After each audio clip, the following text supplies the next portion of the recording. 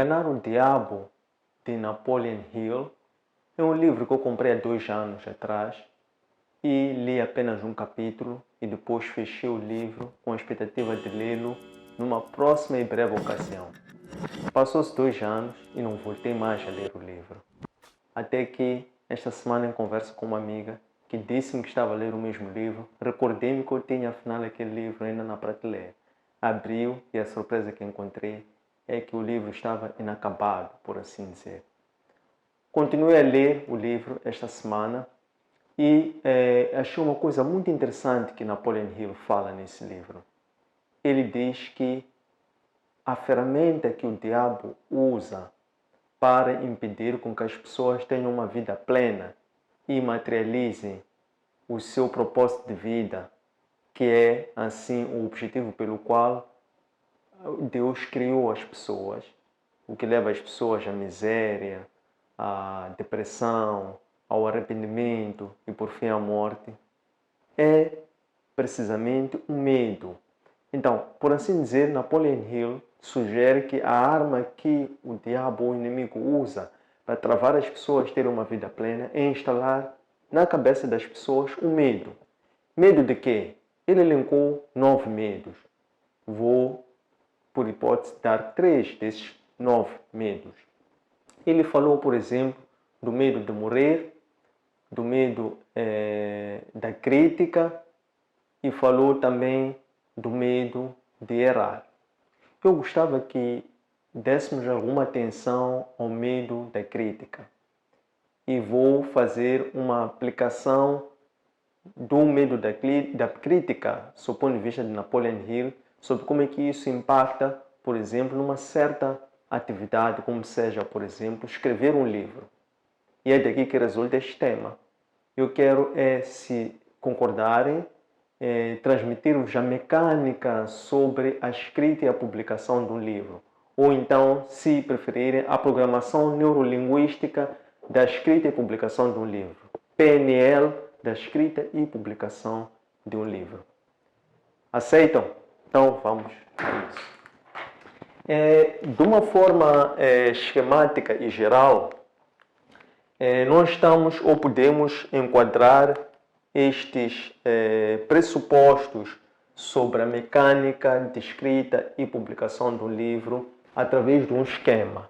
Então, vou primeiro fazer um esquema genérico e depois vou explicar como é que essa mecânica da escrita e publicação do livro ocorre passo a passo. Então, nós temos primeiro uma visão. E depois a visão é o que nos conecta a um certo sucesso. E este sucesso, para chegar até lá, há aqui um vale. Um vale que nós chamamos de crítica e autocrítica. Do que resulta isto? Crítica, autocrítica, é precisamente aquilo que separa a visão e o sucesso na ótica de Napoleon Hill, que ele diz que é precisamente o medo. Então, estamos aqui a dizer que o medo é o que impede com que as pessoas se conectam com o seu Criador, porque é o Criador que dá esta visão. É quando nós nos conectamos com o Criador por via de se preferirem, por via de um propósito de vida. Ok? Estamos a dizer que a materialização do nosso propósito de vida é o que nos dá o sentido de sucesso, de alegria, de satisfação e assim nos conecta com o Criador. Então, a arma que o diabo usa, de acordo com Napoleon Hill, para impedir que as pessoas tenham uma vida plena é instalar o medo na cabeça das pessoas. Então, eu vou hoje me referir à questão do medo da crítica e já agora da autocrítica. Crítica dos outros, autocrítica de nós próprios. Então, vou explicar como que isso funciona na mecânica da escrita e publicação de um livro. Então, vamos a isso. A primeira grande atividade ou tarefa é nós termos uma visão. Visão. Vou registrar de uma cor diferenciada vai ser azul. Então, primeiro é uma visão. Esta visão, quem é que nos concede? A visão que nos concede foi o nosso Criador, porque o livro, ao fim do dia, é uma mensagem que nós queremos transmitir. E essa mensagem que nós queremos transmitir, nós não podemos tirá-la da nossa cabeça. Nós obtemos esta mensagem através da visão que o Criador é que nos concede. Então, o primeiro grande trabalho é nós nos abstrairmos para conseguirmos obter uma imagem. Isto é uma visão que o Criador pretende que nós passemos ou façamos constar num livro. Esta aqui é a mensagem. Então, é uma mensagem no seu estado bruto, uma mensagem no seu estado natural, uma mensagem orgânica. A imagem daquilo que o Senhor nos mostrou, ou em sonho, ou em visão. Então, a primeira etapa, é, por via da conexão com o Criador, nós extrairmos a mensagem que está contida nessa visão, através de uma imagem. Certo? Essa é a primeira etapa. A segunda etapa é, então, quando vem ou surge um medo. Então, medo por quê? É um medo, primeiro, de publicar. Portanto, o primeiro medo que nós temos nem é de escrever. Quando nós adquirimos experiência com a técnica de escrever livros, artigos, reflexões, poesias, narrativas, o que quer que sejam, nós adquirimos a aptidão e a agilidade, a habilidade de nos colocarmos no lugar primeiro dos leitores, daqueles que vão ser os receptores da mensagem que nós queremos transmitir. Porque essa mensagem que o Criador nos dá é para transmitirmos a mais outras pessoas. Então, uma segunda atividade é quando nós nos colocamos no lugar dos leitores para percebermos como é que os leitores vão receber essa mesma mensagem. Então aqui entram duas dimensões. Primeiro é nós procurarmos enquadrar esta mensagem naquilo que nós chamamos no bom senso. Bom senso é aquilo que é uma prática vigente, aquilo que é uma cultura, aquilo que é a normalidade daquela zona, região, cultura ou pessoas. E a segunda questão que entra em conta é a fundamentação, o racional, lógica e a fundamentação desta mesma questão que nós queremos trazer. Do ponto de vista dos outros, será que a nossa fundamentação ou será que a nossa mensagem se enquadra no entendimento, no conhecimento e no senso comum daquela realidade? Então, quando nós nos colocamos no lugar do outro, que é o medo da publicação, nós passamos pelo primeiro filtro.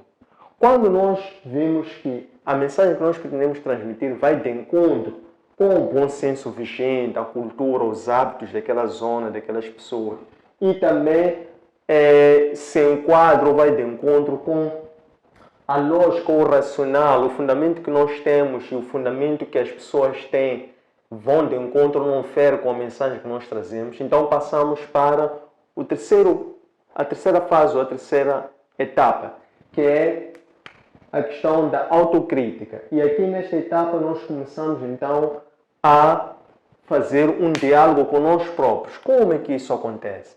É quando o nosso consciente entra em diálogo ou em confronto com o nosso subconsciente. De que forma? Naquele preciso momento, depois nós ultrapassamos este filtro, esta barreira, então propriamente começamos a registrar a escrita, começamos a escrever a mensagem, a colocar ideias, a colocar dados, a colocar palavras e depois juntar essas palavras, juntar essas ideias, formar uma mensagem e depois condensar, sistematizar essa mensagem para que ela se transforme num conhecimento. Então, à medida que nós vamos escrevendo, é o nosso consciente que vai interpretar aquela imagem aqui da visão, né? Na visão temos uma imagem, então nós começamos a interpretar esta imagem escrevendo a escrito.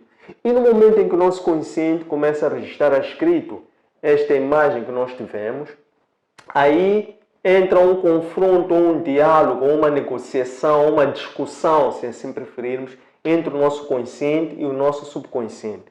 Por que entra em conflito com nós próprios, com o nosso subconsciente? Porque o nosso subconsciente, que é a nossa caixa negra, estão lá reservadas as nossas crenças, os nossos hábitos, aquilo aquilo que nós nos habituamos, aquilo que é a nossa zona de conforto, aquilo que é o nosso, por assim dizer, aquilo que é o nosso status quo, né? O modus operandi que já está instalado no nosso subconsciente. Então, à medida que nós vamos escrevendo, é o nosso subconsciente que vai discutindo, que vai rejeitando, que vai criticando, que vai duvidando, que vai questionando cada palavra que nós registramos. Então, nessa fase, nós entramos num diálogo conosco próprios. Isso é o que se chama de autocrítica. Depois de ultrapassarmos esta fase da autocrítica, entramos para a quarta fase, que é quando partilhamos o livro, ou a obra, ou o projeto, com 2 a 3 especialistas. Outras pessoas que nós conhecemos que também entendem sobre a matéria, entendem sobre o assunto.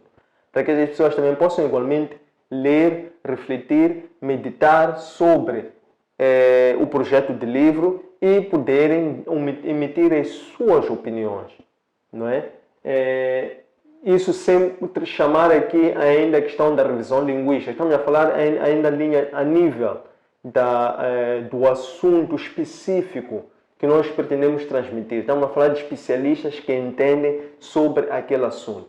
Então, este é o quarto nível de filtro que ocorre, ou é a quarta barreira que ocorre neste processo na programação neurolinguística, ou na escatologia, ou também, como dissemos, se preferirem, na mecânica da escrita e publicação do livro. É quando consultamos, como nós dissemos, especialistas.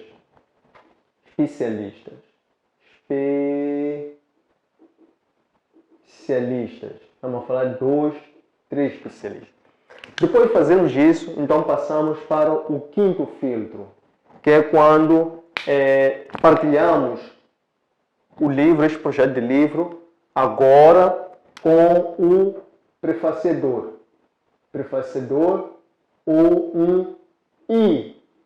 Ou o crítico do livro. Estes vão dar também a sua opinião, a sua validação, por assim dizer, científica, ou em termos de utilidade de conhecimento, em termos de ferramenta que este conhecimento representa para a sociedade, tendo em conta os problemas, os paradigmas e desafios com que aquela sociedade, realidade, comunidade lida. Então, aqui a discussão é sobre se este conhecimento agrega valor para as pessoas em face dos problemas e desafios com que esta sociedade se depara. É nesta fase. E a sexta e última etapa, o filtro que encontramos, é com o público. Este público, que são aqueles que vão ser os receptores últimos agora já não é projeto, do livro agora publicado. Então, como vem, a mecânica ou a programação neurolinguística da escrita e publicação do livro, representada desta forma, este esquema, é uma forma criativa de fazer a aplicação daquilo que o autor Napoleon Hill, no livro Evitando ou Dialogando com o Diabo, ele quis transmitir sobre de que forma é que o diabo instala um medo na mente e no pensamento das pessoas para evitar ou impedir que as pessoas alcancem o sucesso. Esse sucesso é tão somente as pessoas materializarem os seus sonhos, que ocorre quando as pessoas, conectando-se com o Criador, conseguem identificar o seu propósito de vida e materializam esse propósito de vida através da materialização das visões na forma de sonho ou na forma de uma visão acordada que as pessoas obtêm.